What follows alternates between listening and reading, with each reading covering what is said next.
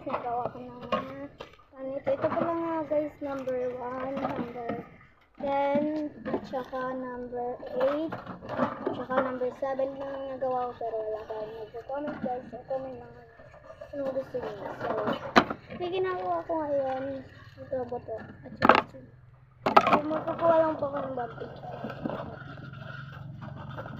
Comment na lang po ako ng gusto. So, subscribe ko po. Kuha tayo ng isa. Yan po. Lalay na po ng mga.